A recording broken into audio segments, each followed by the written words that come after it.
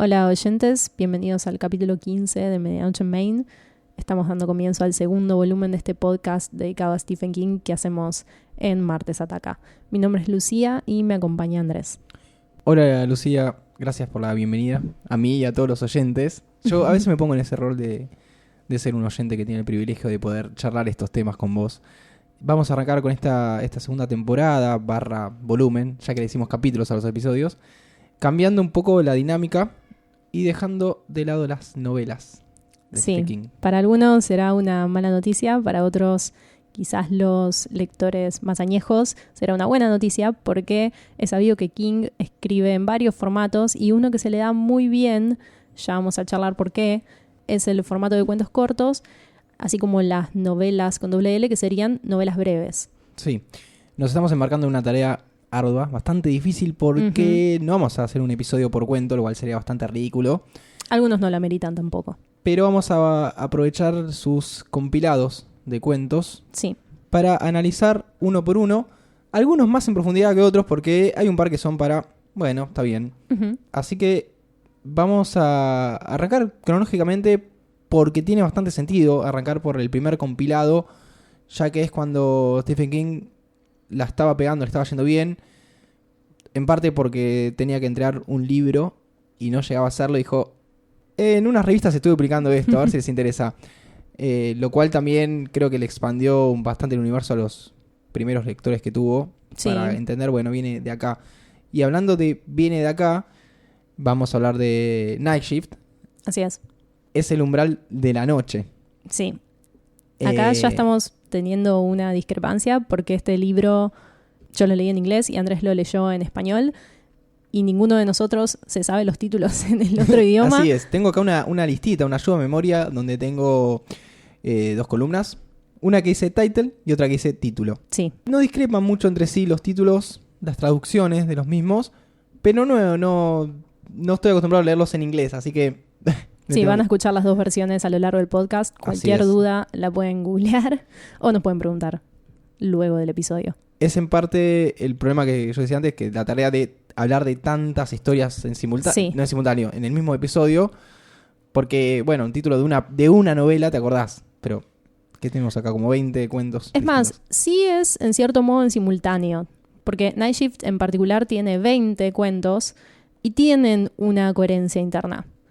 Hay algunos que mantienen una relación más estrecha entre sí que otros. Y esto tiene que ver con lo que decías antes, que es cómo se empieza a expandir el universo de la escritura de King para los lectores. De dónde vienen las ideas, porque muchos de estos cuentos también son germen de lo que después serían novelas o ya habían sido novelas. En el punto en que se publica Night Shift, Stephen King había publicado 3 novelas, Carrie, Salem Slot y The Shining. Tranquilo. Tranquilo. Bueno, el prólogo de este libro empieza, en cierto modo, haciendo una presentación de King como escritor, porque ahora nos resulta muy ridículo que Stephen King tenga la necesidad de decir, hola, soy Stephen King y escribo historias de terror. Ya es sabido. Yo sentí esta introducción más como una suerte de justificación o de advertencia a los lectores, a los cuales le dice cuáles son las bases con las cuales él trabaja, de dónde él está saliendo, para que entiendan un poco más el porqué de este tipo de historias. Sí, no solo el porqué de las historias, sino también por qué son atractivas. King empieza escribiendo en este prólogo sobre el origen del miedo. Sí. ¿Qué es el miedo y por qué él es este vínculo entre el miedo a través de lo narrativo y los lectores? ¿Y por qué la gente asume que él tiene una elección al momento de decidir sobre qué quiere escribir? Su teoría es que todas las artes parten de una obsesión y que la suya da la casualidad de ser una obsesión altamente comercializable. Pero lo que es más interesante sobre este prólogo, que es uno de mis preferidos, es cómo analiza e intenta buscar cuál es ese lugar en que entra el juego el miedo y es tan cautivador para un lector. Hay una combinación que produce esta fascinación por el horror que tiene que ver con el contacto con la mortalidad y con lo que King llama la forma, que es una idea sobre algo maligno que puede pasar. Una suerte de mala noticia que te trae el escritor de terror. En vez de decirte todo va a estar bien, te está diciendo algo puede estar mal. Sí. Y es ese temor y es esa fragilidad la que te ata al argumento. Voy a leer brevemente una cita en que explica esto. Solo el autor de relatos de horror y sobrenaturales le abre al lector las compuertas de la identificación y la catarsis. Quienes abordan el género con una pequeña noción de lo que hacen saben que todo el campo del horror y lo sobrenatural es una especie de pantalla de filtración tendida entre el consciente y el inconsciente. La ficción de horror se parece a una estación central de metro implantada en la psique humana entre la raya azul de lo que podemos internalizar sin peligro y la raya roja de aquello que debemos expulsar de una manera u otra. Está hablando sobre hacer catarsis. Sí. Y también está hablando sobre la alegoría en el terror. Me parece interesante que todo esto, que para él es la base de sus historias, tiene además que ver con el origen de King y su formación como escritor, porque proviene de una tradición de cuentistas. Pero además, esa tradición de cuentistas, en el caso de King, está muy influenciada por la cultura pop y por formatos que van desde el cine clase B, de lo que ellos tienen, que es el autocine, sí, hasta los cómics y las series de televisión.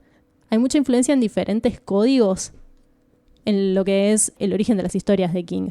Y me parece interesante que él esté contando lo que considera conceptual sobre sus historias, muy de la mano con esas influencias que quizás son menos serias, entre comillas. Ahí es cuando entra en juego la seriedad o respetar lo que escribe Stephen King. Pero su origen mismo está anclado en la cultura pop. Es ridículo pretender de King que sea otro tipo de escritor, porque lo está diciendo desde el primer libro que escribió. Y en el caso de Night Shift, que tiene este prólogo, me parece que, como decías vos, está aclarando de dónde viene y hacia dónde planea ir. Claro. No obstante, eso creo que no se aplica del todo a los géneros que él quiere trabajar.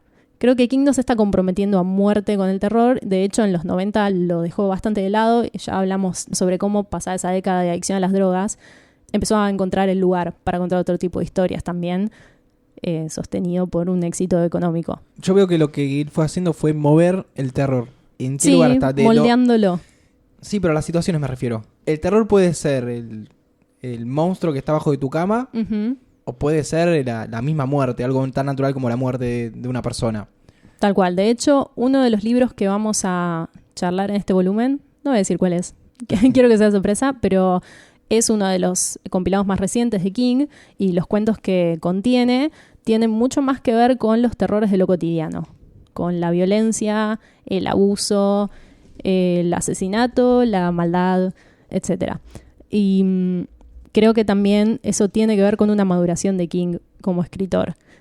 Pero al fin y al cabo las dos cosas, ya sea el monstruo sobrenatural o el mal realista, están contenidas en la idea de la forma, que es esa sugerencia de algo malvado que él nos lleva a experimentar. Bueno, con esa introducción de la introducción que acabas de hacer, podemos arrancar con el primer cuento que, a mi gusto, ya te digo que no me cierra por ningún lado. A mí tampoco. Perdón, King, no va a ser todo acá flores. Sí, la verdad es que Night Shift empieza bastante abajo. Pero no se alarmen porque después... Tiene puntos muy fuertes. Sí, tiene puntos muy altos y es muy peculiar cómo del primer al segundo cuento hay un pico altísimo de calidad. Bueno, arranca con Jerusalem Slot, clara referencia, precuela inclusive, de Salem Slot. Sí, novela que ya charlamos en este podcast. Y es uno de los pocos que no fueron publicados previamente. Así, o sea, este compilado tiene todas las historias que ya habían sido publicadas entre los 60, finales de los 60 y principios de los 70. Casi te diría finales de los 70. Creo que van del 68 hasta el 78, más o menos 76, esa década. Sí, en el 78 fue publicado. ¿De qué se trata Jerusalem Slot? Jerusalem Slot o Los misterios del gusano. Peculiar traducción. Sí, que más adelante me vas a pasar a explicar. Es una serie de cartas que se pasan entre dos personajes, donde hablan sobre el origen de Salem Slot, básicamente. No hay mucha más ciencia. Y para mí no cuenta mucho más que Salem Slot. No me atrajo, me pareció muy largo, muy denso. Parece una crítica bastante escueta la que estoy haciendo, muy banal. Pero no me llamó la atención ni para eso, ni para hacer una crítica fuerte. Jerusalem Slot es una meseta polvorienta. Porque es Stephen King emulando a Lovecraft. no solamente en la forma, porque encima es una historia que está ambientada en el siglo XIX, o sea que todo es bastante tedioso y bastante conservador, sino también en lo conceptual. ¿Por qué los misterios del gusano? Bueno, hay un momento en este cuento en que entra en juego un grimorio que también surge de la mitología de Lovecraft. Si bien Lovecraft no fue la persona que lo inventó, fue un tipo que se llama Robert Bloch, y es un libro llamado The Vermis Mysteries o de los misterios del gusano. Así que está tomando de esta mitología un elemento para justificar el origen del mal, el Salem Slot, el momento en que se abre la puerta a este mal. Me parece que el recurso de las cartas es bastante desafortunado, sobre todo porque el segundo personaje nunca forma parte de la acción, si no me equivoco. Parece una excusa para mostrar en qué fecha está pasando. Sí. Después no suma mucho. Yo pienso lo mismo. En lo que es la mitología de Salem Slot, no aporta demasiado. Por suerte hay otro cuento en este compilado que es One for the Road. Está bastante al final, así que van a tener que esperar para que lleguemos a ese, que sí me parece que se justifica y que aporta al universo de Salem Slot. La verdad es que Jerusalem Slot no amerita mayor análisis que esto. Encima es larguísimo y tardas un montón en llegar al siguiente, que es lo que realmente queremos leer, que no es King imitando a otro escritor o en la tónica de otro escritor, sino King siendo lo que fue durante la década de los 80. Así es, pasamos a el último turno. Graveyard Shift. Que entra dentro de esos cuentos en los cuales él trata de usar sus experiencias como trabajador de clase obrera. Sí, parece... me encanta Graveyard Shift, ya lo voy a anticipar. Parece la expresión de una fantasía de King en esta época de trabajar en fábricas y en lavanderías. Y se puede leer a partir de el origen del personaje principal.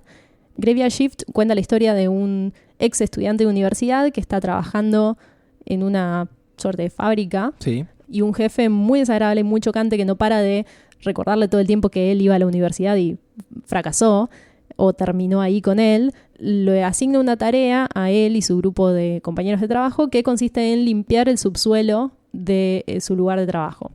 Resulta que ese lugar de trabajo está plagado de ratas. Aunque no lo creas, esta historia está basada en parte en un hecho real, ya que un compañero de trabajo, si mal no recuerdo, le dijo a Stephen King: tuvimos que ir a limpiar el depósito y estaba lleno de ratas. ¿Y qué hizo Stephen King? Lo amplificó. Sí, si hay ratas, ¿qué vamos a poner? Ratas gigantes. Ratas más grandes.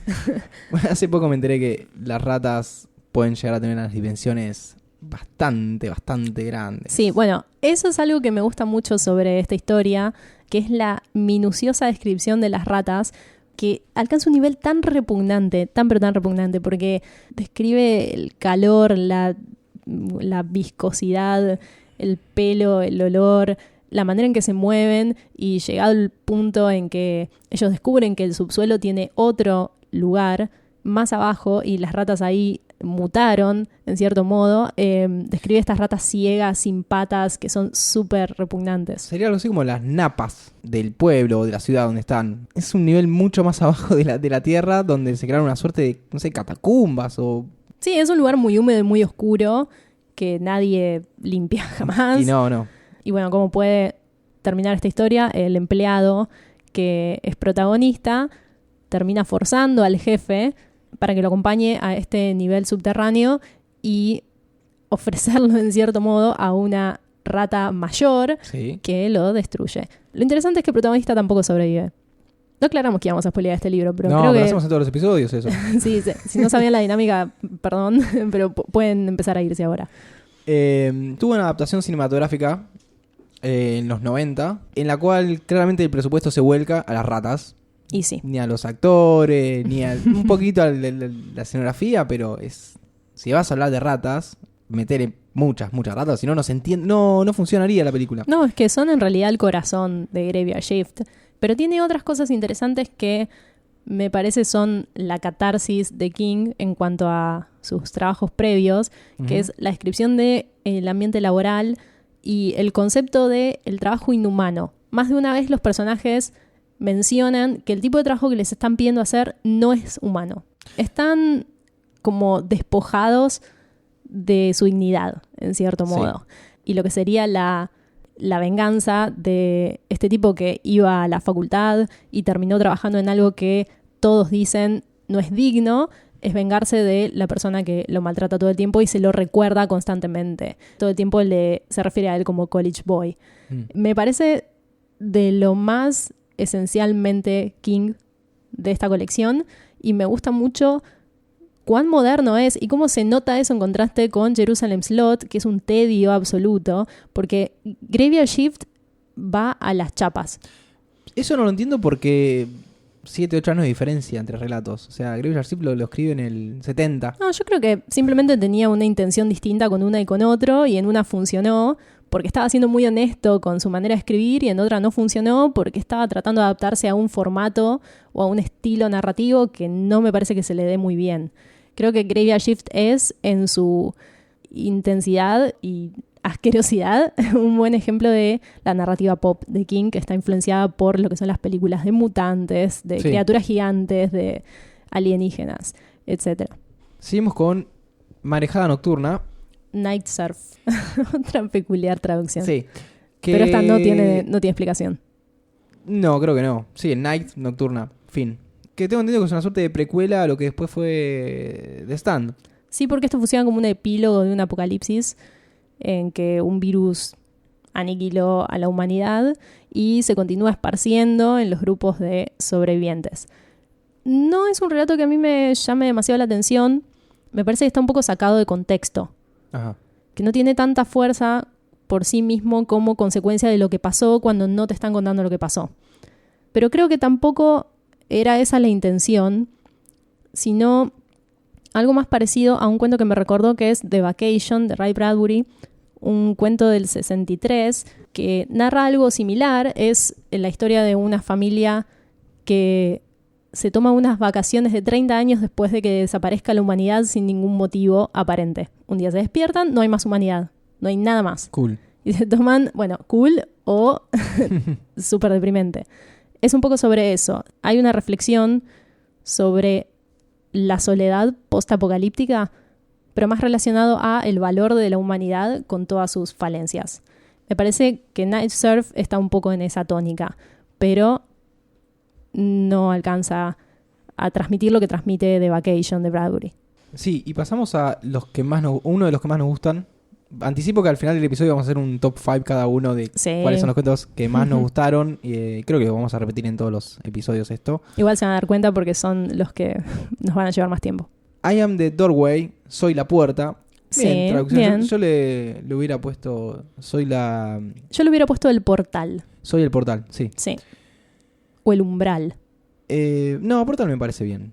Que es como Portal, el videojuego ese que te transportás del lugar. Ah, bueno, quedamos así.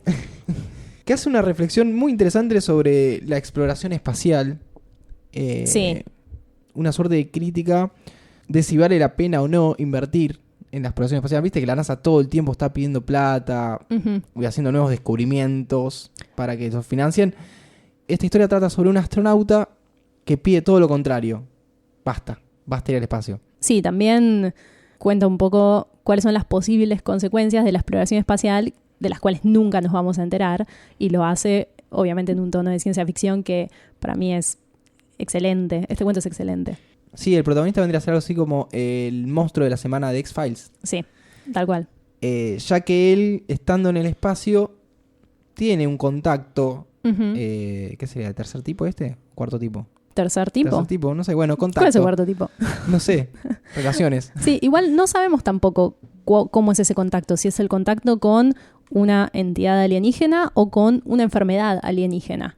No queda muy claro. Él dice que algo se agarró en el espacio. Y ese algo que se agarró produce que cuando vuelve, sí, su cuerpo empiece a cambiar y empiece a desarrollar unos órganos adicionales, podríamos decir, mediante los cuales las criaturas del espacio ven la Tierra a través de sus ojos, y no solo eso, sino que también pueden manipularlo para sus propios fines.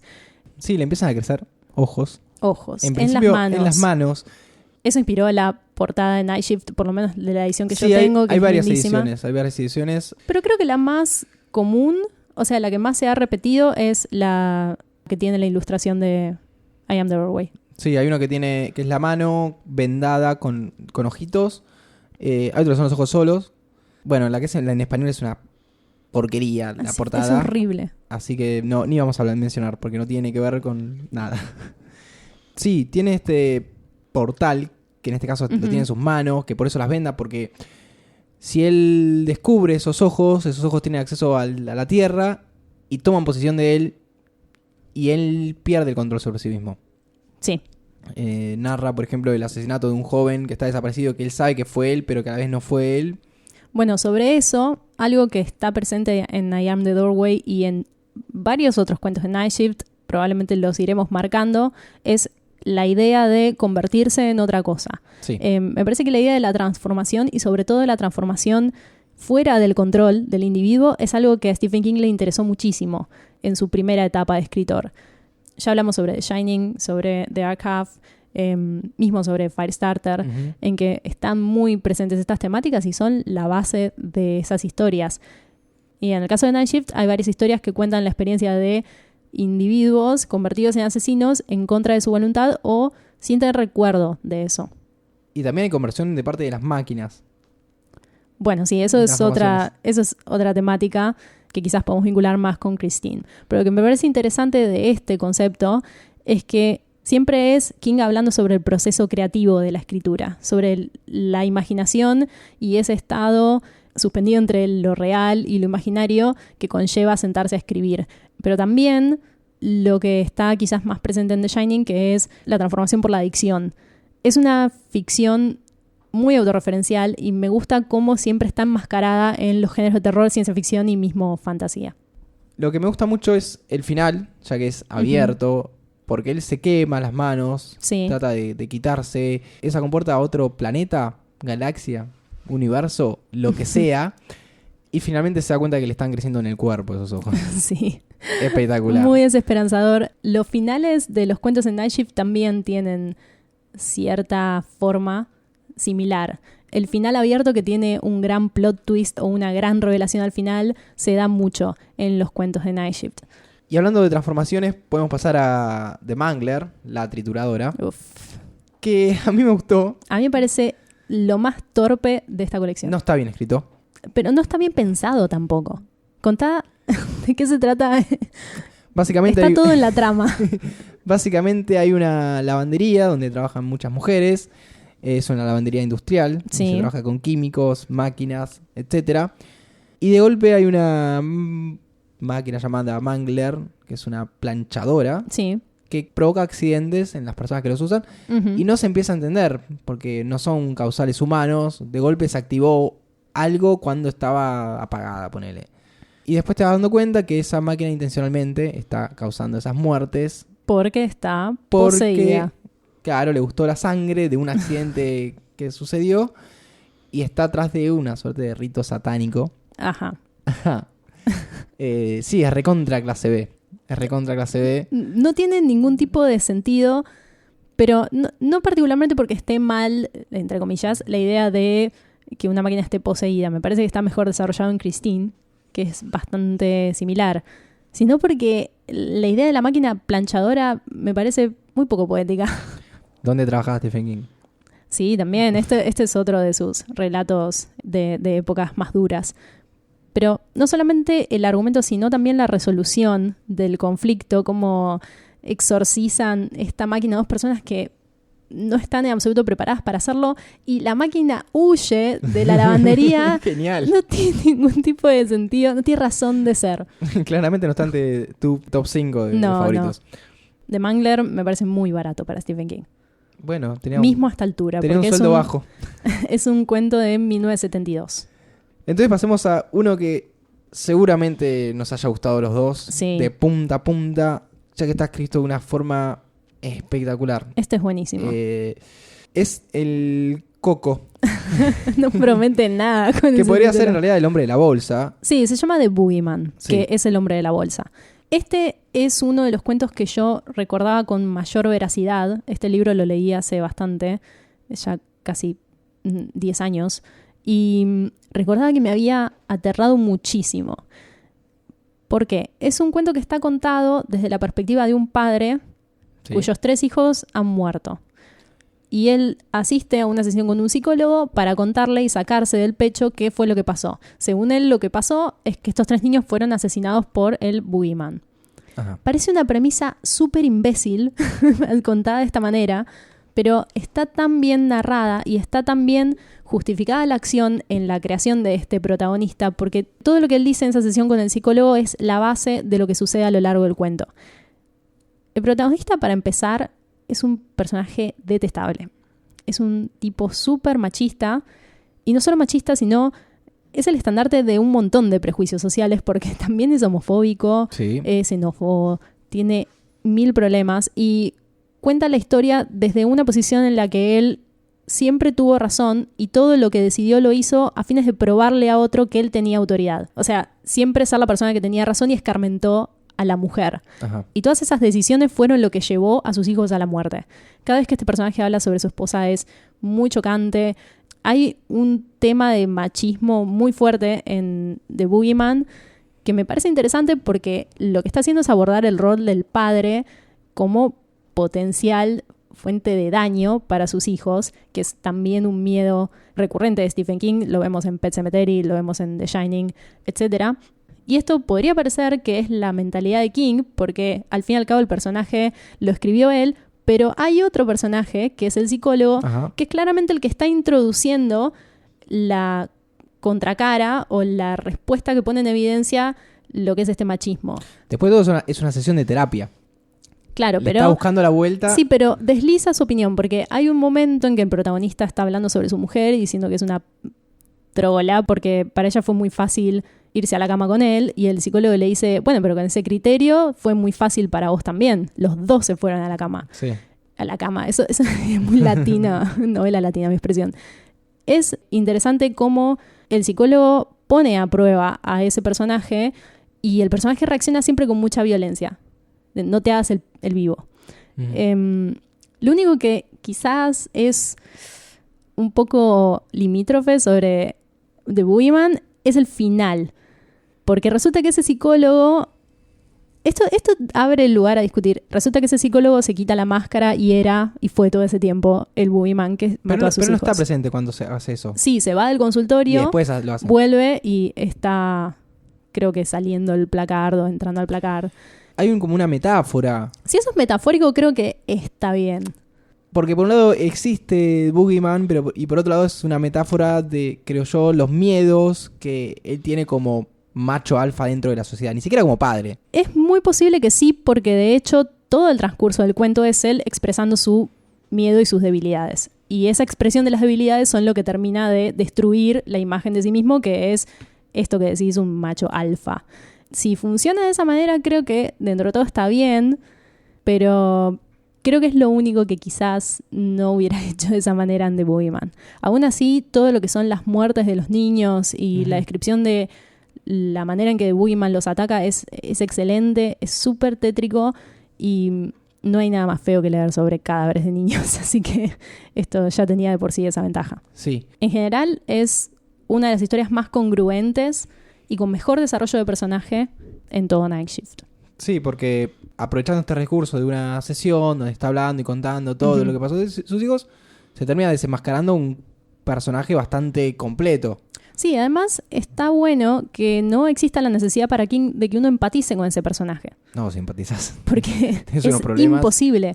Y aún así se empatiza con el dolor de la pérdida o con la pérdida de los niños, pero no necesariamente con el protagonista.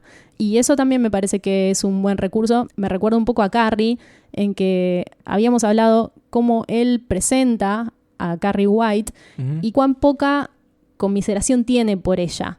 Cuán cruel es su presentación de Carrie. No te lleva de la mano a sentir conmiseración o a sentir pena, sino que eso se va desarrollando a medida que empiezan a pasar cosas y Carrie empieza a contar lo que siente. Seguimos con los monstruos de la semana. Pasamos a materia gris. Grey Matter. ¿Qué es eso? Una materia gris que es capaz de absorber o hacer que se mute una persona con el mero contacto con la misma. Esto es, no exactamente, pero en líneas generales, la película The Blob del año 58, en que hay una gelatina que persigue a la gente y la succiona para matarla. Yo la relaciono más con la primera historia de Creepshow 1, en que un granjero interpretado por Stephen King, sí. entra en contacto con un meteorito, un asteroide, algo que cayó del espacio, lo abre y adentro tiene un líquido verde. Lo toca, no pasa nada. Y con los días empieza a crecer como un musgo alrededor de este tipo. Esto mismo, pero en gris. Y baboso. Siguiente. Battleground, campo de batalla. No logré atinarle al tono de Battleground. No, creo que no entendí. Es simpático, pero no sé si es intencionalmente simpático o fue un efecto colateral de lo falopa que es la idea argumental. La idea está mal para mí. Sí, el argumento es bastante... Bueno, ¿qué es? Un sicario que recibe una cajita. Abre la cajita y hay muchos muñequitos, esos que son de batalla, soldaditos de los verdes. Y lo empiezan a atacar. Por eso se llama campo de batalla. Cuentos asombrosos. Sí, meets Toy Story. Sí. Bueno, no es mucho más que contar sobre la historia. No, aparte es muy cortito. Me parece que es un guiño simpático. Eso es el comic relief de Night Shift, pero no hay mucho más que eso. Seguimos con máquinas que cobran vida. Ahora sí, para mí uno de los cuentos más importantes, ya que tiene mucha tela para cortar. Acá nos vamos a detener un rato. Que es Trucks. Sí. Camiones.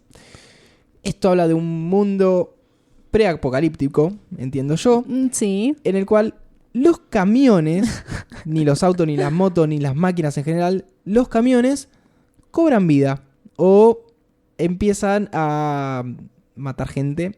Soy muy fan de esta premisa. Me encanta el minimalismo de Trucks. Es clase B pura. ¿Por qué los camiones? Está bien, en Estados Unidos muchas rutas. ¿Por qué los camiones? Porque rock and roll, Andrés. Bueno, en fin. En la película, de hecho, se hace mucho hincapié en eso. No lleguemos todavía ahí. Bueno, a mí me parece un gran cuento. Lo disfruté bastante. El mínimo desarrollo de los personajes, lo justo y necesario para que se entienda.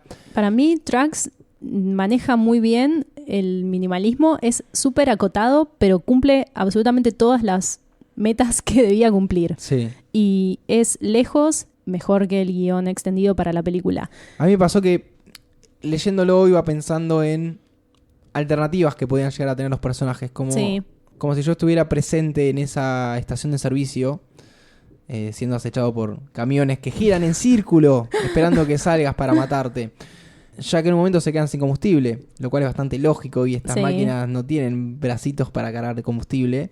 Tampoco es que desarrollan movimientos extras a los que ya tienen, no es Transformer esto. Ahora que lo decís, igual es un poco endeble la premisa y sobre todo el final.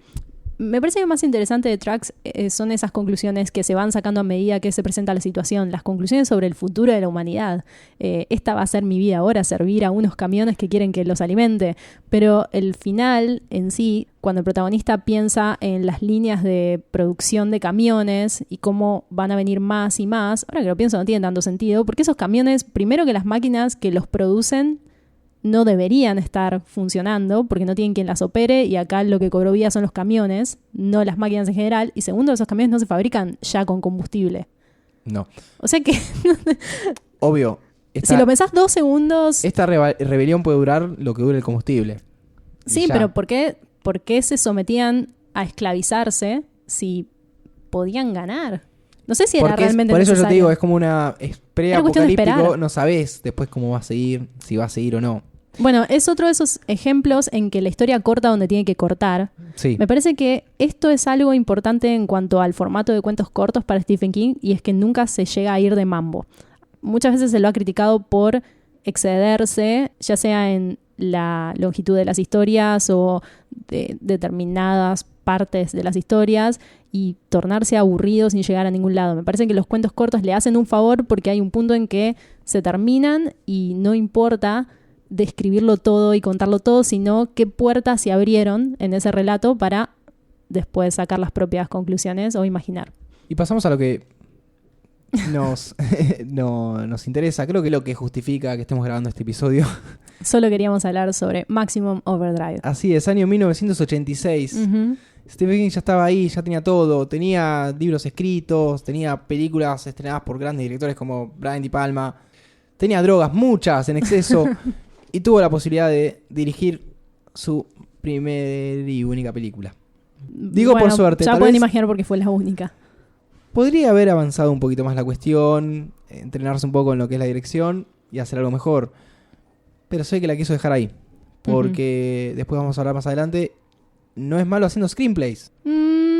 Tiene algunos screenplays no sé si muy estoy buenos. tan de acuerdo, pero O tiene fórmulas que le funcionan mejor que otras. Tiene fórmulas. Bueno, Maximum Overdrive, esta película que hizo, que fue protagonizada por Emilio Esteves. Sí. Que si no saben quién es el hermano de Charlie Sheen. Es el hermano de Charlie Sheen, que en realidad Charlie Sheen, el apellido es Esteves. Carlos Esteves. Esta historia que expande el universo de Trucks. Y más o menos, no sé si lo expande tanto. Creo que le agrega algunos condimentos innecesarios que solo vuelven más endeble todavía el plan de las máquinas. Sí, en realidad podría hacerlo más sólido el plan. A ver, en la película los camiones toman el control, pero también algunas máquinas. Por ejemplo, un cajero automático, una máquina de gaseosas. Un cuchillo eléctrico. Pero los autos no. No tiene sentido. No se entiende bien. Aparte, hubiera tenido mucho más sentido que todas las máquinas. Claro, o que fueran solo los camiones y los autos. Solo los vehículos. No sé muy bien cómo hizo la selección. Porque cuando está el cuchillo eléctrico es un elemento eléctrico. No sé cuál fue la lógica detrás de esa decisión. Pero como muchos cambios introducidos en esta película, creo que no había una lógica detrás de las decisiones. Creo que King tenía todo lo que quería y eso fue fatal. Probablemente no haya vuelto a dirigir por la cantidad de críticas que tuvo con respecto a esta película. Igual podemos convenir que es una película muy divertida. No es una película tediosa. El tema es este. Es una película de clase B, con todos los condimentos de ese género. El gore es muy bueno. Es muy divertida. Hay personajes que están bastante bien. Los que mejor están se mueren más rápido. Así es. Pero le jugó en contra esto de tener que pasar un cuentito a 1 hora y media de película. Porque cae en graves clichés como la pareja que se enamora. Eso es lo peor. Es solo lo peor. Y hay cosas que no tienen sentido.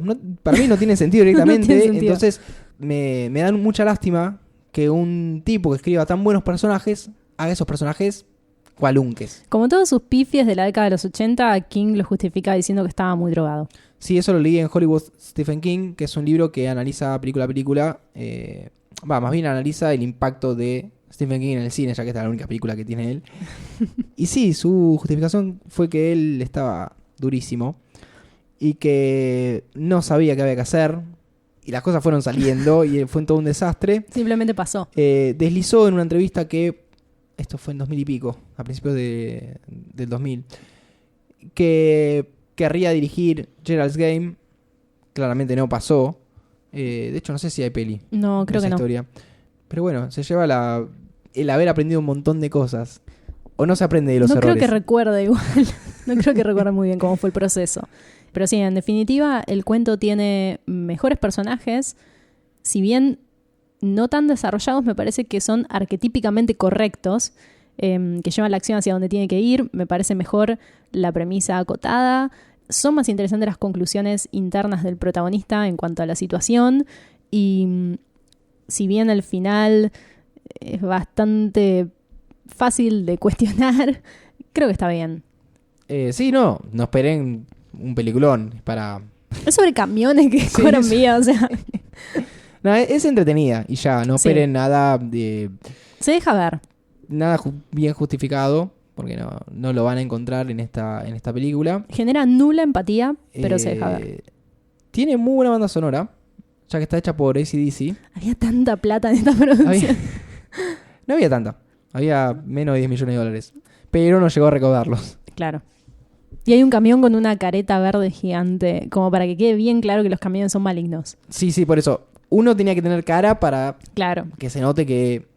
Para representar a los demás. Sí, que eran antropomórficos en parte. Raro. Bueno, dejamos de lado esta gran película, que no se destacó en el séptimo arte. Y pasamos a una de esas historias que son un poquito más interesantes y que el terror se presenta en las dudas, en los miedos, en el no soltar que tanto tenemos los seres humanos. A veces vuelven. Sí, sometimes they come back. La idea de este cuento, junto con The Last Rung on the Ladder es quizás la más refinada en la colección Night Shift. Cuenta la historia de un hombre que presenció el asesinato de su hermano cuando eran niños y nunca lo superó. Es un tipo que se convirtió con el tiempo en profesor, se casó y ahora tiene una clase de alumnos problemáticos en que empiezan a aparecer algunos adolescentes que les suenan del pasado. Resulta que estos adolescentes que regresan son los mismos que mataron a su hermano. Contra toda lógica de tiempo y mortalidad, porque quienes regresan son quienes de hecho ya se murieron, vuelven para amenazarlo y para continuar la racha de asesinatos hasta llegar a él, que es su materia pendiente. Está bueno porque funciona el concepto ese de los muertos que quieren vengar su deceso, pero al revés, son muertos que quieren terminar su trabajo. Claro.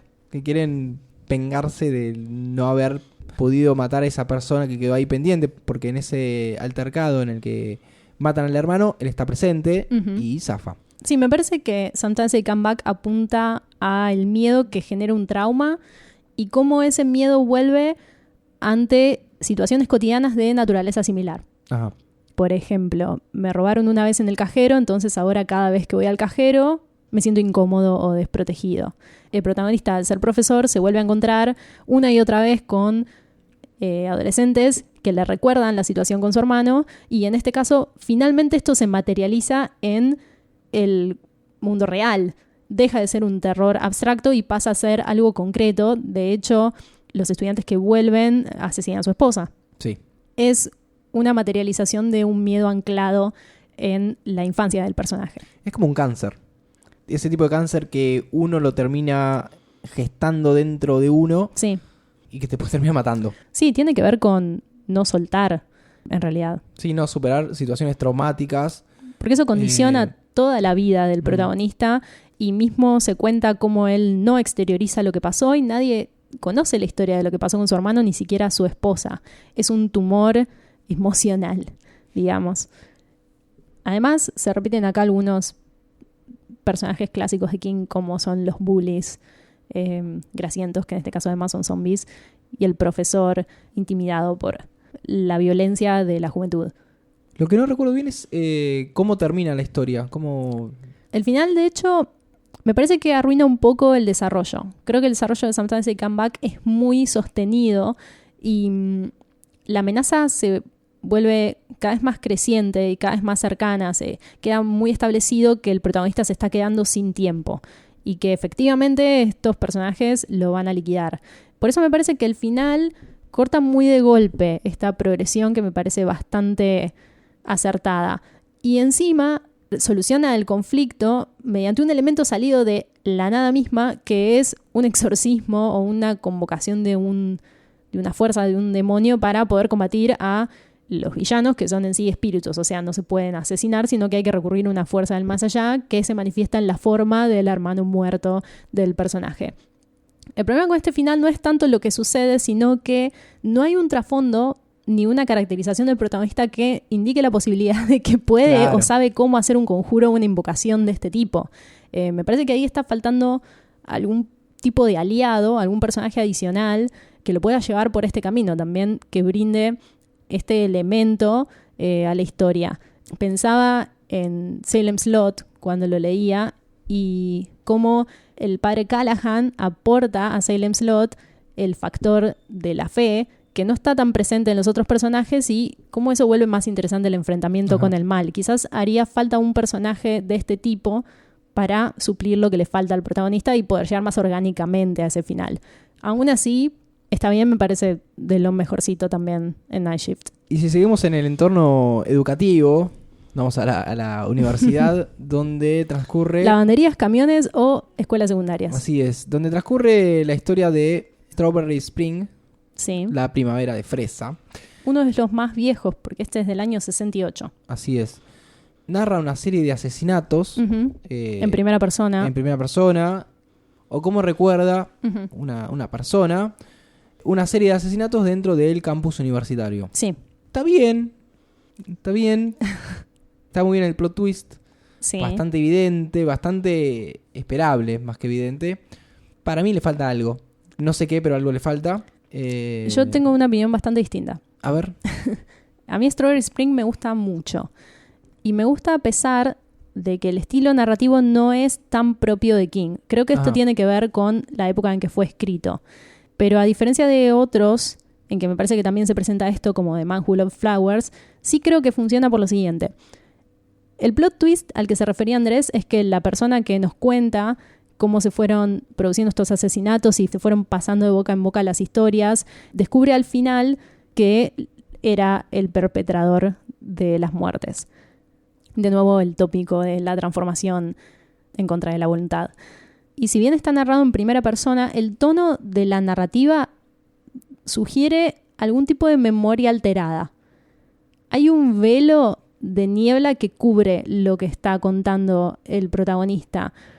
No queda muy claro qué sucedió realmente y qué detalles son producto de la imaginación. Esto es como volver sobre un recuerdo una y otra vez y cómo nunca se recuerda de la misma manera. Uh-huh. Pero solamente al final nos damos cuenta, porque si es que la persona que lo está contando es el asesino. Me parece muy pertinente la narrativa con el desenlace y cómo la manera en que se cuenta sugiere que hay una distancia casi intencional entre el protagonista y los hechos. Precisamente esa disociación del personaje principal con lo que pasó es el motivo por el que no se reconoce a sí mismo como asesino. Es más común en King tirar toda la carne al asador y que todo esté escrito muy fielmente a lo sucedido o a la sensación del protagonista con respecto a eso. Y en este caso todo el tiempo se está estableciendo a través de la narrativa que el asesino es el personaje principal, simplemente porque se establece esa diferencia en la relación con los hechos. Es algo así como lo que pasa en Dark Half, me parece. Sí. Solo que ahí se fue más para el lado de... La diferencia es que en The Dark Half... La parte corpórea. Sí, pero la diferencia es que ahí el narrador es omnipresente. Claro. Entonces no te permite este margen con el que está jugando King en Strawberry Spring. Y pasamos a otro de los que a mí más me gustó. Uh-huh. Una perlita. Una perlita que tampoco tiene que ver con la narrativa de King, entiendo yo, que es The Ledge. Sí. La cornisa. Otro de los inolvidables de Night Shift. Sí, una gran historia que nuevamente se refiere a otros miedos. Sí. No se refiere al miedo del monstruo abajo de la cama, sino a cuestiones de vida o muerte. Sí, a la amenaza de un tercero. Sí. Bueno, The Ledge trata sobre un profesor de tenis. Creo que no hay muchos deportistas. El primer y único deportista. A riesgo, pero sí. No recuerdo deportistas. Sí, hay muy pocos más. Que bueno, además de tenis, uh-huh. le enseña otras cuestiones corporales a una de sus alumnas, la cual es la esposa de un mafioso. Sí. Básicamente se estaba encamando con la mujer que no debía. Este señor lo descubre. Sí. Lo lleva a su gran departamento, uh-huh. en un piso muy alto, y le dice que si se quiere quedar con la mujer, tiene que cumplir con un desafío. No solo eso, sino que le había plantado merca en el auto.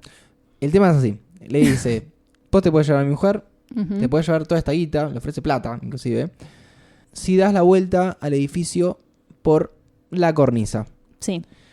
Si no, aceptás, ya mandé a uno de mis empleados a plantar drogas en el baúl de tu auto. Son 30 años de cana mínimo. Uh-huh. Porque encima este tipo tiene poder, etcétera. Este sí es un plan bastante mejor pensado que Trucks. Sí.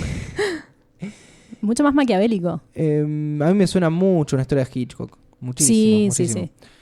Sí, también tiene ese factor de hombre común en situación extraordinaria que es muy propio de Hitchcock. Tienes razón, no había pensado así. Sí. Así que bueno, obviamente sube a la cornisa, si no, no tendría mucho sentido esta historia. Y te van contando los vericuetos de estar en un piso, ¿cuánto era? Bastante. 1 millón. Y pegar la vuelta y todo lo que eso conlleva. Uh-huh. A mí me dio bastante vértigo. Sí, este es uno de esos escenarios en que la minuciosa descripción de King se destaca. Y lo interesante es que uno espera como final saber si el tipo logra o no logra llegar al departamento, si logra dar la vuelta. Uno está como, muere o no muere. Mismo en un momento yo pensaba, ¿no será que esto lo está contando la persona muerta? Ah, tipo Billy Wilder. Sí. No es así. Uh-huh. Logra llegar esa era una buena idea. Es que yo iba por ese lado, pensaba que, bueno, a ver con qué me va a sorprender. Está pegando la vuelta al edificio nada más. La estructura de The Ledge es muy cautivante. Sí. Está muy bien narrado y está muy bien construido, mismo sobre lo que estás diciendo ahora, que es una expectativa sobre algo que en realidad después no era lo más importante del relato. Ajá. Llega al departamento y le dice, bueno, tenés la plata, tenés a mi mujer, ganaste. Ah, pero la mujer está muerta. Pero, ¿cómo es esto? Me engañaste. No, yo cumplí con lo que prometí, soy un hombre de palabra. El villano es bastante caricaturesco, es muy de pata roja. Sí. Con las iniciales en el pecho. Sí, y risa maléfica, jajaja. Igualmente funciona, porque me parece que todo está muy desproporcionado en The Ledge. De hecho, hacer una apuesta de esta magnitud es casi impensado. Y lo interesante es que el personaje principal sufre cierta transformación a lo largo de esta historia, porque al principio pensamos, uy, pobre tipo enamorado que lo ponen en esta situación, pero después vamos descubriendo que quizás no es tan buen tipo y que es un poco más turbio que simplemente un buen hombre. Sí, una vez que llega al departamento y le cuenta todo esto, logra reducir a que sería como el guardia de seguridad de este señor y logra tener el control de la situación. A lo que el tipo le dice, no, listo, no me mates, digo, el mafioso, te doy plata, ¿cuánto querés? Ya sé lo que quiero que pegues la vuelta al edificio. Genial. Justicia genial, poética. Es muy bueno. Pero mejor aún el final, el cierre, ya que el tipo empieza a dar la vuelta y el deportista va a una de las ventanas y te insinúa, él dijo que era de palabra, pero yo no dije que era de palabra. Obviamente va a ir a hacer algo para que el tipo... Sí, aunque llegue lo va a matar igual. Sí, lo va a matar o no va a lograr, o no va a permitir que logre su objetivo, lo cual no sabemos, pero está muy, muy, pero muy bien insinuado. Sí, The Ledge está muy bien escrito, está muy bien llevada a la acción, y sería un thriller psicológico, un thriller en sí. No tiene elementos sobrenaturales, pero funciona para mí excelente y me gusta como muestra de qué más puede hacer King, además de contarnos historias sobre ratas gigantes y gelatinas grises que te comen el cuerpo. Tuvo una adaptación cinematográfica este cuento corto. Y voy a continuar con eso que te decía de cómo adapta los screenplays Stephen King. En este caso fue una película llamada Ojos de Gato. Nombre raro, ya que no hay ninguna historia que se llama así. Y es un compilado de 3 historias cortas, que una es Quider Sing, que ya vamos a llegar ahí, The Ledge, y otra que se escribió específicamente para la película, que en principio iba a ser A veces vuelven. Qué lástima. El productor dijo, no, esta se merece una película, lo cual tiene sentido. ¿Hay película de Sometimes They Come Back? Ay, creo que no. Algo hay, pero no hay película. Tal vez hay un $1 Baby. Sí. ¿Puedo decir que la tercera historia de Cat's Eye es absolutamente innecesaria? No dan los tiempos, tenían que ser 1 hora y media. Tenían 20 cuentos en Night Shift y escribió una historia nueva que es una porquería en vez de elegir uno de los 20 cuentos que tenía. King. No estaba mal igual, no estaba mal. Bueno, podemos mencionar entonces rápidamente que en esta película lo que está bueno, que es muy parecido a lo que pasa en Creepshow, es que hay un hilo conductor que logra unir 3 historias que no tienen nada que ver entre sí, que es un gato, Ojos de Gato, que es el que va viendo todas estas historias. Hay un gran guiño de Leo Stig, que es el mismo director que Cuyo, que dirigió esta película, que aprovecha la intro de la peli para hacer muchas referencias. No, la intro solamente no, toda la película. Es muy autorreferencial. En la intro hay como 3 al menos, ya que aparece un San Bernardo, que vendría a ser Cuyo, aparece un auto muy similar a Christine, igual, que en la luneta tiene un sticker que dice I am Christine, muy... Igual, si consideramos que King escribió el screenplay, esto es una masturbación total. Es solamente él haciendo referencia a sus propias obras. Puede ser, porque hay una... En Quider Sing hay una frase que dice James Woods, que es ¿quién escribe esta basura mientras está viendo The Dead Zone? Sí. Así que sí, se autoinsulta. Después vemos a Pet Sematary, alguien leyendo el libro. No contamos que en Tracks Stephen King hace un cameo al principio. No hacía falta. No queríamos recordarlo. Con ese cameo de, ¿qué? 30 segundos, menos. Menos. Bueno, The Ledge está adaptada De una manera bastante... Está bien, a mí es bastante fiel. El vértigo te llega. A mí me parece que esté muy bien filmada, pero... Hay un solo elemento que yo discuto que lo hayan sacado o no lo hayan utilizado lo suficiente, que es que en el cuento el protagonista usa un reloj que está en una torre, no sé si es de un banco, para ir viendo cuánto tiempo le está llevando, porque no es que lo hace en 5 minutos la vuelta. Está bastantes minutos. Uh-huh. Al menos 1 hora está. Y en la película se muestra al principio y después ya no. No Entonces, se hace mucho hincapié en eso. No tenés dimensión. Para Claro. vos la vuelta dura lo que dura el corto. O sea que en 15, 20 minutos hizo todo el giro. Eso para mí hubiera sido mucho más interesante. Para mí podría estar mejor filmada en cuanto a lo que está sintiendo el protagonista mientras da la vuelta. O sea, en un punto ya entendiste que el edificio es alto y no hay mucho más que explicar sobre eso. Sí, si te caes te morís. Sí. Pero no está tan claro quizás cómo se va agotando, cómo lo tortura también el villano. Sí está... Lo sobretortura. Sí, está en la película, pero parece un dibujo animado. No está muy bien caracterizado. Y el temita del equilibrio. También. Y la física y la gravedad. Ya que no hace equilibrio Sí, en una parte el viento, que el se va clima. se va a caer y no se cae. Sí, hay muchos factores que están muy mal captados en lo cinematográfico en esta adaptación, pero dentro de todo funciona. Para mí Cat's Eye de por sí es bastante digna. Sí. Igual que Cucho, Louis Tick tiene muy buenas intenciones como fan de King. No tiene buenos cierres. No, ¡ay no! Ese hombre se saltó la clase en que explican cómo se terminan las películas. Él las termina siempre con un... Cortamos acá, listo. Cortamos acá, listo. Frame. Sí, es fatal. Que queda ahí de fondo. Wallpaper. Pasamos rápidamente, antes de seguir con Ojos de Gato, a The Lawn Mower Man. Sí, aquí no nos vamos a detener demasiado. No, porque es Porque una no cosa entendimos, rara. básicamente. Bueno, es el hombre de la cortadora de césped. Donde un señor se le rompe su cortadora y contrata un servicio para que, bueno, reduzcan el tamaño del pasto en su patio. Uh-huh. Y de golpe este señor que le corta el césped se desnuda, empieza a comer el pasto. No entiendo la intención. Ah, y la máquina funciona sola. Y la máquina funciona sola. Sí. En otro episodio de máquinas que funcionan solas. Sí, es como un rito. Sí, es muy surrealista este cuento. Sí. Parece un ejercicio para describir lo inimaginable. Porque es muy difícil seguirle la progresión. Es muy difícil hilar las imágenes que te está describiendo. De alguna manera lo justifica mediante la mitología del dios Pan. Sí. Que si no me equivoco es un dios griego. Pero no... prácticamente no tiene sentido. No, y hubo una adaptación cinematográfica que menos sentido tuvo. Por favor, lee la sinopsis de la película. Un científico logra incrementar de forma extraordinaria la inteligencia de un deficiente mental mediante una combinación de drogas y realidad virtual. Pero el poder cerebral de este individuo pronto escapa al control del científico. ¿Qué? ¿Y el pasto? ¿Dónde está? ¿Y el Lawn Mower Man? En el afiche está el pasto. No sé. Bueno, la protagoniza Pierce Brosnan. Okay. Hubo un juicio por esta película de parte de King porque no entendía qué estaban haciendo con el nosotros no título entendimos de la qué película. hizo cuando lo escribió, así que estamos todos a mano. Sí, tal vez fue una gastada. Vos hiciste algo que no tiene sentido. Nosotros también, toma. Igual la primera parte de la película en la que se ve a un mono con un casco de realidad virtual. ¿La viste? ¿O no, la empezaste a ver? Vi la primera parte porque tengo algo de dignidad todavía.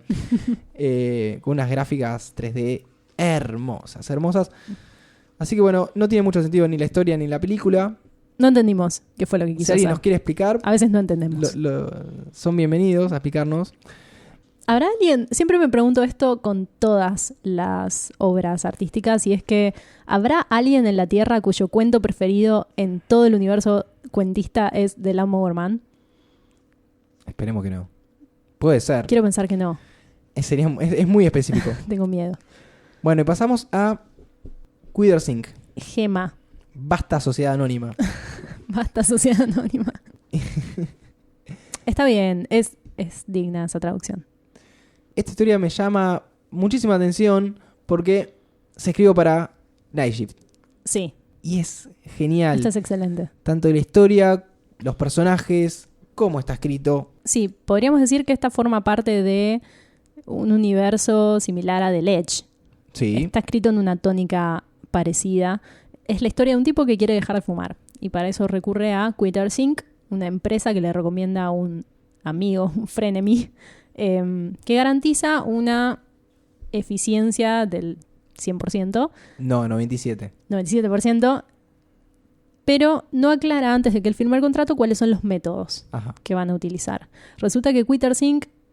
es una empresa que te persigue a donde quiera que vayas y ante cualquier indicio de volver a fumar, no te va a hacer daño, sino que va a hacerle daño a todos los que quieras. Y ese nivel de daño va a ir escalando a medida que sigas teniendo recaídas en cuanto a tu adicción. Es buenísimo. Es buenísimo. La verdad que es un método infalible para dejar de fumar. Se lo recomendamos.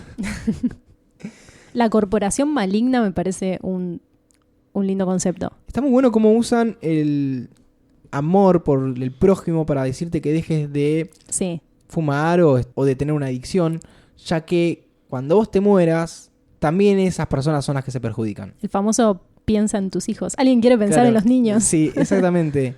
Lo lleva al extremo. Lo lleva al extremo. No solo van a sufrir, sino que además los vamos a mutilar. El método, claro, va cambiando porque al principio lo que hacen es que dejes de fumar, después que tengas un buen peso. Claro. Hay como objetivos en el programa y van acompañados de un nivel de daño para tus seres queridos, que va desde electrocutar hasta golpear o desmembrar. Creo que en la película agregaban un violar. ¿Sabes qué? Me parece que sí, eso es muy... Y en el libro no sé si está. Este señor llega a esta empresa sin saber qué onda. Lo podemos contar como si el señor fuera James Woods, como en la adaptación, porque James me encanta. Y le dice el experto en la materia, bueno, ¿ves este gatito, ves este conejo que está en esta jaula? Mirá cómo baila ahora. Y lo electrocuta porque tiene todo un piso lleno de electricidad. En la película se cambia por el gato, ya que es el hilo conductor. Está bueno. Me gusta mucho la progresión del argumento y cómo este personaje va siendo succionado a la mecánica de la empresa. Porque él... La termina probando. Sí, pero además cuando se da cuenta al principio y dice, no, pará, yo me bajo acá, no estoy de acuerdo con esto, ya es muy tarde. Es una trampa. Quitters Inc. es una trampa para fumadores. Pero me parece que la rampa está muy bien narrada. Porque no es un personaje imbécil que cae con un picuí, sino que se va dando cuenta de lo terrible y sin embargo termina sometido a las leyes de Quitters Inc. Sí, y entonces le dicen, bueno, te agarramos fumando, en vez del gato / conejo, va a estar tu mujer ahí. Uh-huh. La segunda vez la golpeamos. La tercera, ahí va a estar tu hijita. Sí. La cuarta, golpeamos a tu hijita. Y así. El personaje tiene un desliz. Sí. Un día, fuma y ve cómo electrocutan a su mujer. Sí. Lo cual lo lleva a tener que explicarle a la mujer por qué le estaba pasando eso. Porque ella la secuestran, todo. Y ella termina aprobando el sistema. Sí. Eso es genial. No es que muy sea, bueno. chico, ¿qué es esta locura? ¿Qué haces acá? Y la dice, bueno, si es por el bien de todos, está bien. Es más, cuando se encuentra por primera vez con la mujer, después de haber estado en este lugar, le dice como, no sé, dejé de fumar. ¿Por qué lo hiciste? Por vos. Es genial. Está bueno cómo lleva la demonización del cigarrillo a un nivel súper desproporcionado. ¿Estés de acuerdo o no? Porque es demoníaca la idea de que te persigan 24 horas al día y controlen. O no sabes cuánto, porque al principio le dicen 24 horas, después menos. Pero nunca vas a saber cuándo. No sabes saber cuándo, quién, pero te vamos a controlar toda la vida. Sí. Entonces, fallás, castigo. La solución 1984. Es genial. No, a mí me gustó mucho. La adaptación también. No tanto el final, uh-huh, porque modifica un poquito la historia. Me parecía más interesante como estaba en el cuento y no por una cuestión de tiempos de, bueno, vamos a sacar partes, como suele pasar en las novelas, uh-huh, sino porque, no sé, no está ese amigo que le da la tarjeta. ¿Al principio de la película? Sí, no está muy desarrollado el personaje que le da la tarjeta para que deje de fumar. Sí, en el cuento lo vemos al principio y al final, sí, acompañado por su esposa, y cuando se reencuentran al final, si no me equivoco, era el mismo personaje, ¿no? Eso no me acuerdo. Bueno, no importa. El punto es que al final se encuentra con alguien que también estaba en el programa de Quitters Inc. Está acompañado por su esposa, a quien le falta un dedo. Y una de las consignas, vamos a decirle, sí, era que si subía de peso, a tu mujer le vamos a cortar el dedo. Claro. Y él, cuando tiene el primer encuentro con este señor, Le dice, no, sí, dejé de fumar, todo, bajé de peso, en un momento lo recobré, lo volví a bajar. Claro. Era obvio. El final es muy lindo. Dicen que está inspirado en un cuento de Roald Dahl, que es Man from the South. No sé si está inspirado o qué, vaya a saber. Pero hay un temita ahí en este... La manera en que se hace la revelación de la mujer que sí. tiene un dedo menos. Man from the South es un cuento sí. en el cual el protagonista se encuentra con un señor de Sudamérica, bastante viejo, que le hace una apuesta a un aspirante a Marine Yankee, una cosa así. Sí. Que le dice, bueno, si prendes 10 veces tu encendedor, te regaló mi Cadillac. Sí. Si no, te corto el dedo. Si le suena de un lado, esto está en 2 lugares. Hitchcock presenta, es una de las historias. Uh-huh. Y por otro lado, está en la última historia de Four Rooms. La que está dirigida por Tarantino. Yo no me acuerdo si explican que sale de ahí. Tarantino suele Tratándose de Tarantino, es para mí obvio que sale de ahí. Porque la referencia a la cultura pop es su marca registrada. Bueno, en esta historia básicamente muestran eso del encendedor. Y el protagonista se encuentra con una mujer que le dice, no, este tipo no tiene nada. Uh-huh. El chabón apuesta por apostar y no tiene nada por qué apostar. Y se da cuenta que a esta mujer le falta el pulgar. Claro, la revelación es la misma. Bueno, acá es básicamente lo mismo. Uh-huh. No sabemos si está inspirado o no. Hay muchas cosas que tienen en común. Aún así, está inspirado o no, está tan bien enmarcado en Quitter Sync que no creo que interese. Seguimos con Sé lo que necesitas. Sí, I know what you need. Ya me molesta el título. A mí no. A mí me gusta mucho esa historia también. ¿Serio? Sí, hace mucha agua en el final. ¿Sí o ni? Ni. Ah. No está entre mis favoritas, obviamente, pero disfruté leerla, no tanto así terminarla. Nuevamente en el ambiente universitario. Es una chica que conoce a alguien uh-huh. Que sabe lo que necesita. Dice que sabe lo que necesita. Dice que sabe lo que necesita. Y te vas dando cuenta que este muchacho le pega siempre en el clavo. Uh-huh. A mí me recordó a un cuento de Cassiari, nada que ver con el universo de Stephen King, en el cual, tengo entendido, es una historia real, se encuentra con un señor que es el nuevo novio de la amiga de la mujer. Uh-huh. Y el tipo es perfecto. Hace todo bien y la nueva novia está encantada porque le pegan los gustos, todo. Y en un momento están, no sé, fumando un cigarrillo en el balcón y le cuentan, no, yo trabajo para el departamento de sistemas, entonces averiguo toda la información de esta mina, entonces ya está, me la levanto así nomás. Es algo así, pero con la explicación kinguesca. Exactamente. O sea, un vudú. Sí, vudú. Magia negra, algo, cuestiones. Sí, una cosa muy loca. Este muchacho era un alumno de primaria que quedó enamorado de una nenita. Uh-huh. No lo superó, claramente, y con el tiempo la fue a buscar para que caiga ante él. Fue armando como la situación para que... Sí, armar la situación incluía matar a su novio, etc. Sí, para mí I Know What You Need falla por varios frentes.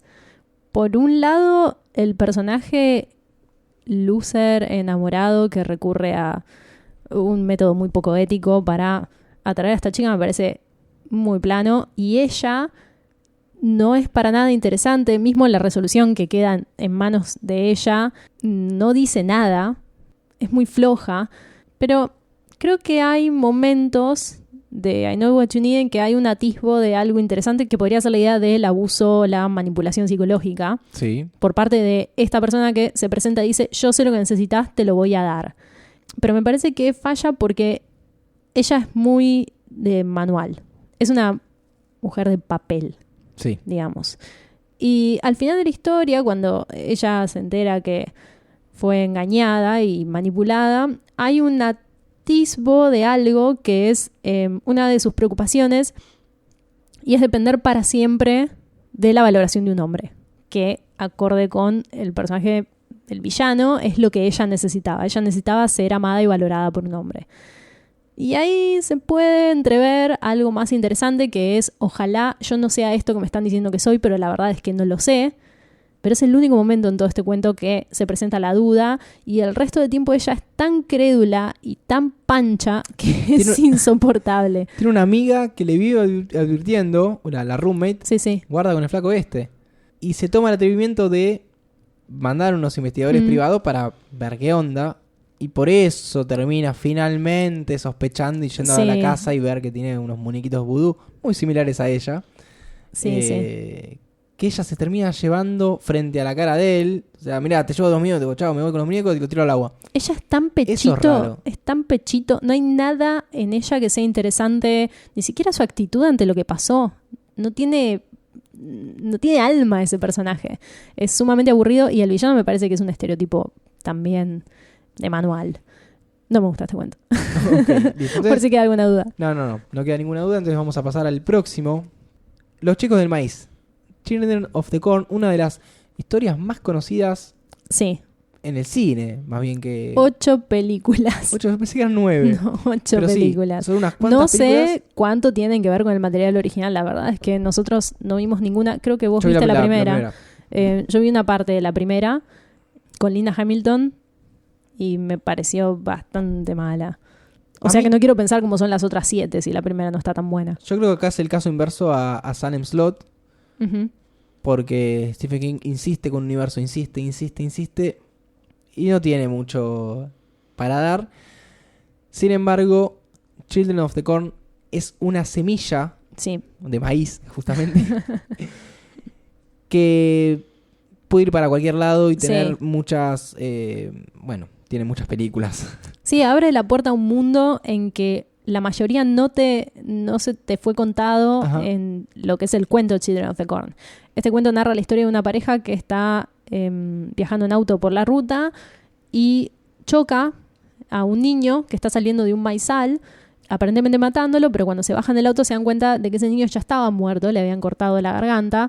Entonces lo suben al auto e intentan llevarlo a las autoridades más cercanas. El tema es que nunca llegan a las autoridades más cercanas porque el pueblo está tomado por los niños del maizal, que son un culto de niños que aparentemente asesinan a cualquiera que pase los 19 años.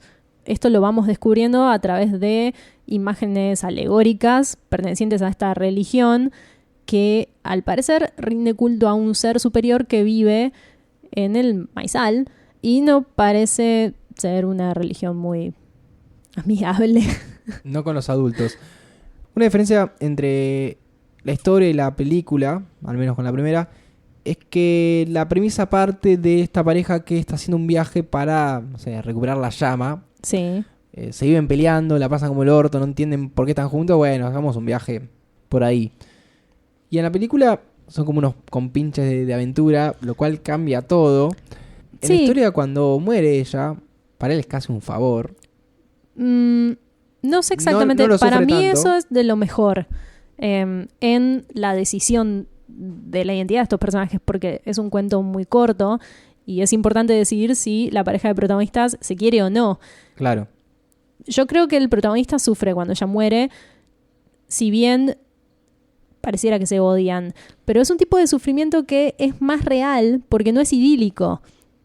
Con todos sus defectos y todas sus contrariedades, él entiende la muerte de ella como algo terrible. Me parecen mucho más humanos los personajes en el cuento que en lo poco que vi de la película. Y hay una similitud con The Boogeyman, porque parte del conflicto es ella diciéndole, vámonos de acá. Y él, no, acá no pasa nada. No, yo soy macho. Queriendo tener la razón todo el tiempo y no...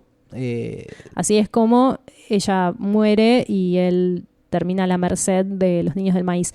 Me gusta mucho cómo se van sugiriendo pequeñas aristas de la historia que no están contadas en el cuento en sí. Sí.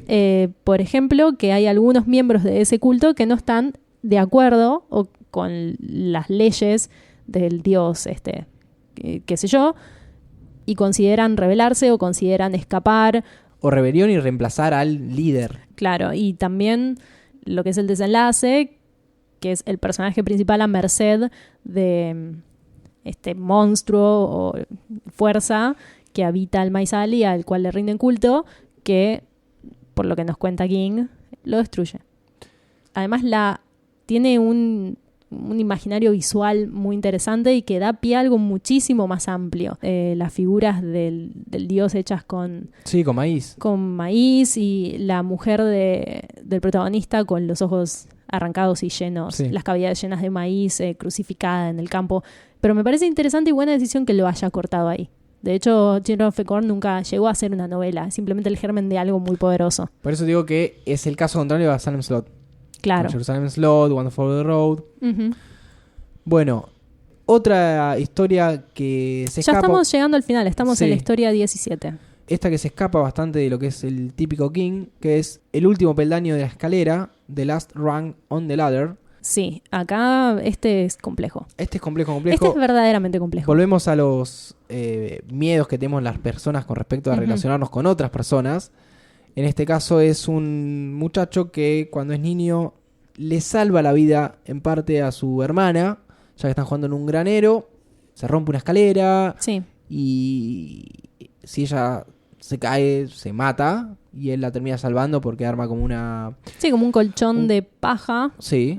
lo más alto posible para que ella caiga y no se muera, sino que se rompa un brazo o algo así. Y ella ella se tira, confía plenamente porque no Sí. puede ver lo que hay abajo, nada. Habla mucho sobre el amor incondicional, esa anécdota. Sí. El protagonista cuenta esta anécdota a raíz de que recibió una carta de su hermana, la hermana a la que ya no ve, que creció, que es totalmente ajena a él. Ella intentó hacer contacto muchas veces a lo largo de su vida, él siempre rehusó ese contacto, hizo su carrera, se convirtió en un profesional, la ignoró, nunca más la visitó y la carta que recibe de su hermana dice algo así como: pensándolo bien, hubiera sido mejor que se rompa ese peldaño de la escalera y me dejaras caer. Sí. Lo que sucedió fue que la hermana se suicidó.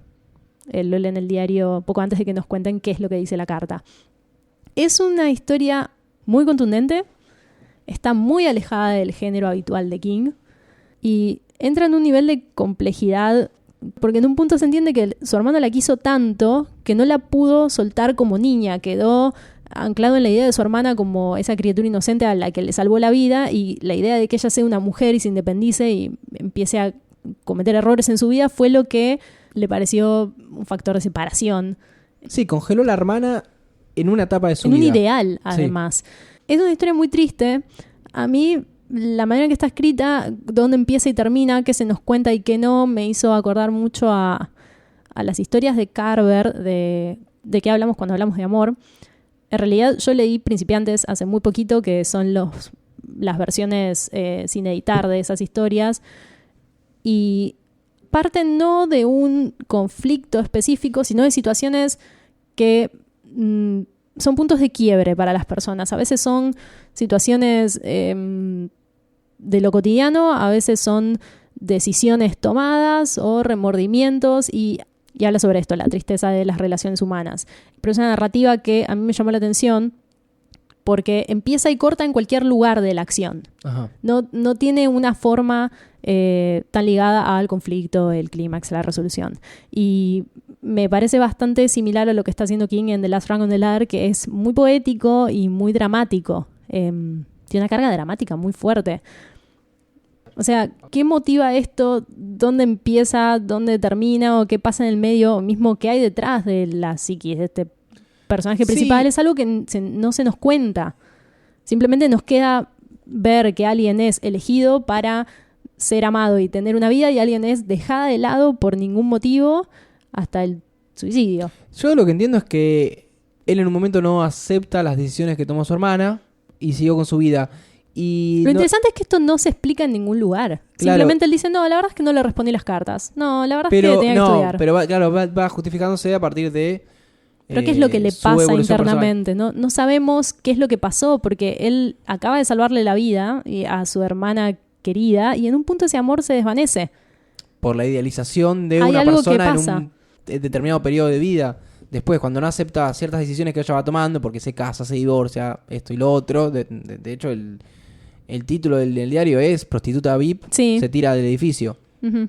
Es interesante, da mucho que pensar, y me parece que es de las historias de King que permiten tomárselo en serio como escritor, uh-huh. Porque es muy buena. Después de esta gran historia, pasamos a El hombre que amaba las flores, The Man Who Loved Flowers. Sí. Muy similar a Strawberry Spring. Sí, muy cortita. A mí me gustó más. ¿Te gusta más que...? Sí, porque va al punto. A mí me gusta un poco menos porque No me parece tan interesante la narrativa. En cuanto a lo que contaba antes sobre cómo en realidad nosotros deberíamos saber que nos lo está contando el asesino por la manera en que está escrita la historia. Eso quizás no lo vi tanto en The Man Who Loved Flowers. Me parece un poco plástico el universo que está construyendo. Pero la historia y la trama están bien. La primera vez que leí Night Shift, marqué con lápiz cuáles eran mis historias favoritas a medida que las iba leyendo y había marcado The Man Who Loved Flowers. Ah, mira. Bueno, trata sobre un señor que va a comprar flores. Sí. Hace mucho hincapié en el amor joven esta historia. Sí. Y se lo termina llevando a su amada. A Norma. Y la termina matando. Sí. Y no era Norma, era una mujer X y desaparece. Es un asesino serial. En nombre de Norma, que ya está muerta. Está obsesionado. Sí. Todas las mujeres son Norma. Sí. Eso es bastante interesante igual. Sí. Hay algo de violencia de género, entiendo yo. La idea de la generalización bajo son todas iguales. Arquetipo, claro. Norma murió y me rompió el corazón, todas putas. Es más, no sabemos qué pasa con Norma. Claro. Si sigue viva. Pero claramente era una mujer que la amaba sí. que perdió. Y quedó en ese loop eterno de llevarle flores. Sí. Es lindo. Dependiendo a qué te referís, pero sí, es un cuento corto. No, es un lindo cuento, pero me parece mejor Strawberry Spring. Vamos acercándonos al final, estamos ya en el 19, nos quedan 2. Creo que vamos a lograrlo, Andrés. No sabíamos si lo íbamos a lograr. Así que nos vamos a tomar un trago de despedida. One for the road. One for the road. Bueno, está bien la traducción. No es uno para el camino, pero es como ahí, un empujoncito para poder seguir. Que es la secuela de Salem Slot. Pero esta sí se justifica y a mí me parece lindísimo porque creo que está narrado mucho más sofisticadamente que mismo Salem Slot, ni siquiera Jerusalem Slot, que creo que ya está claro que no es la narrativa que mejor se le da a King, pero es muy lindo lo que describe sobre Maine en invierno y esa sensación flotante de lo que está sucediendo en Salem Slot, del motivo por el que nadie quiere volver. Por si no lo recuerdan, Salem Slot está habitado por vampiros.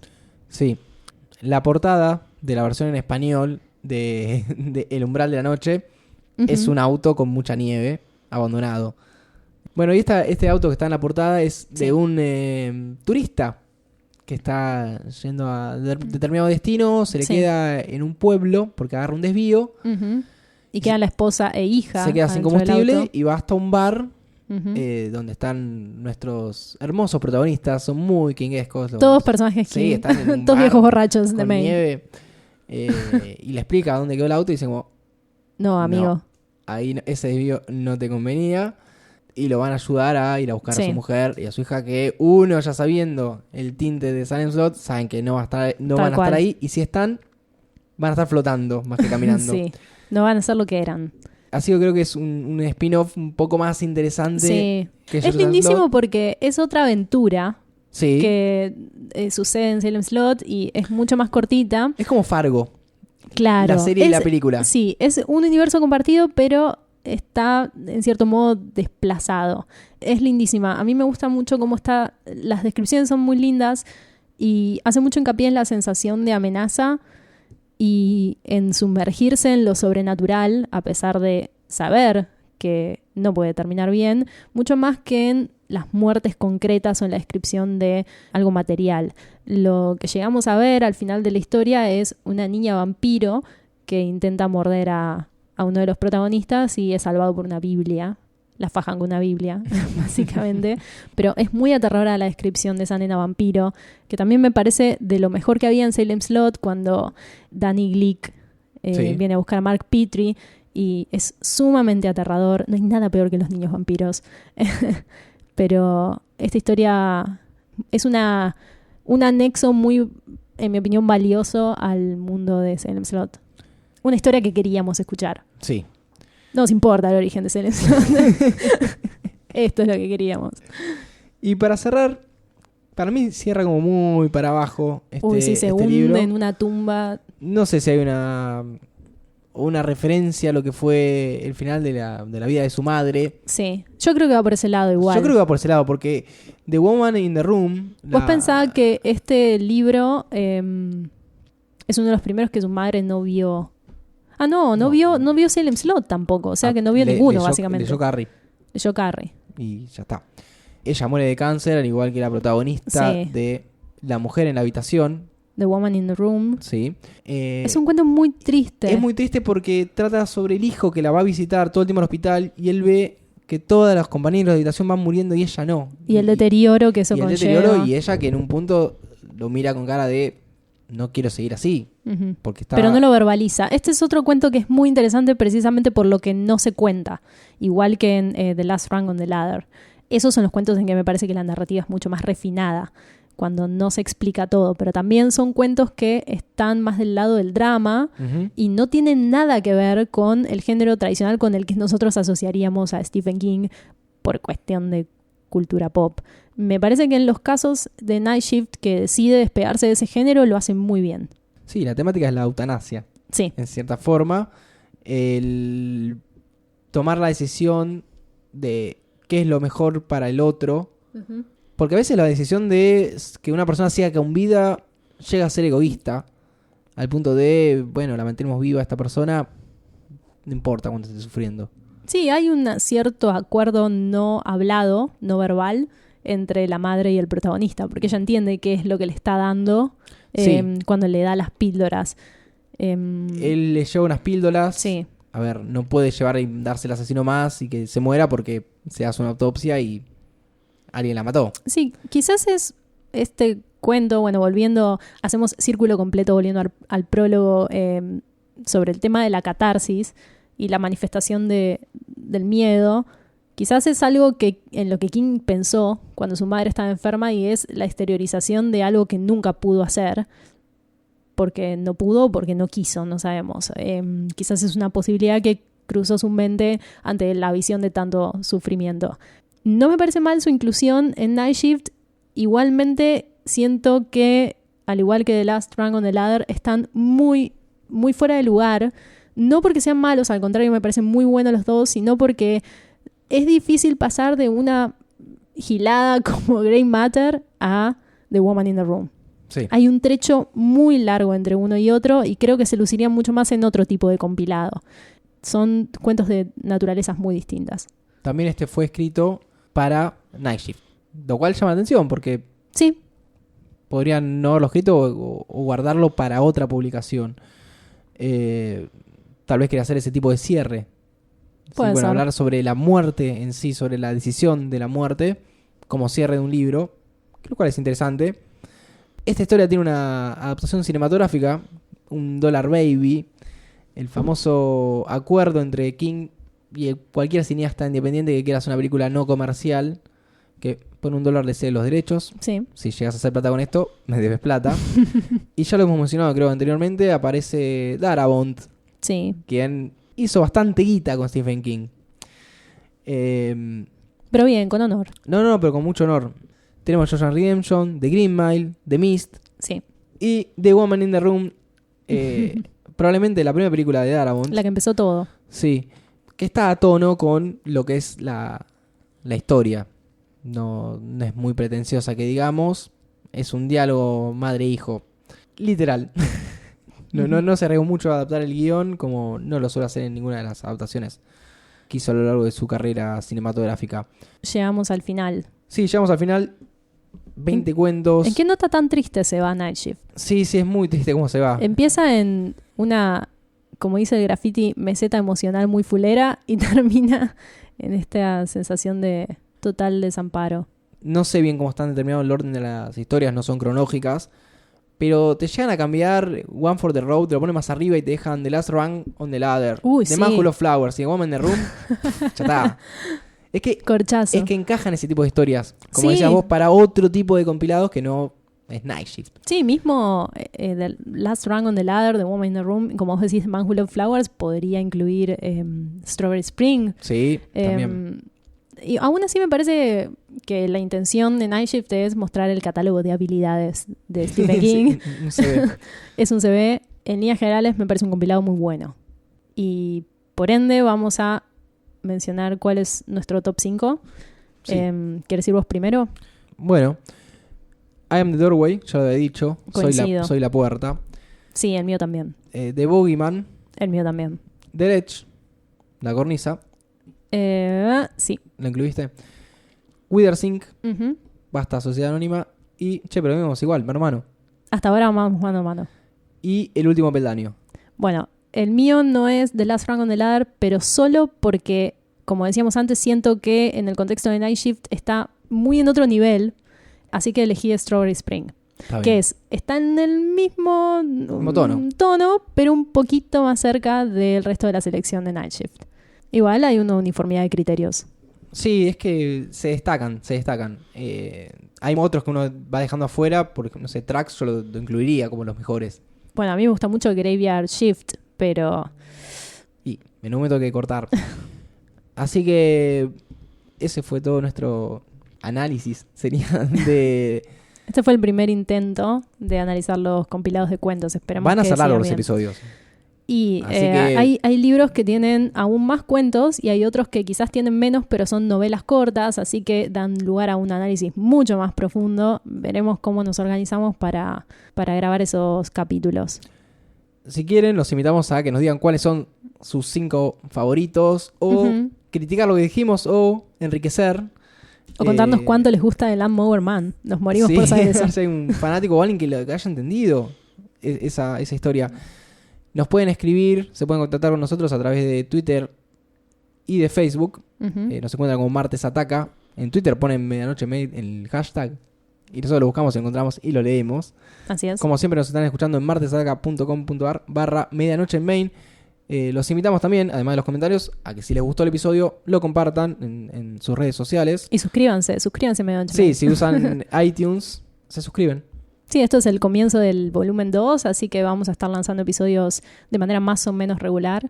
Tengan paciencia porque los compilados de cuentos son muy largos. Sí, leerlos y releerlos lleva mucho tiempo. Es un trabajo. Será hasta la próxima. Mi nombre es Andrés. Mi nombre es Lucía. Y esto fue Medianoche Main. Chau, chau. Adiós.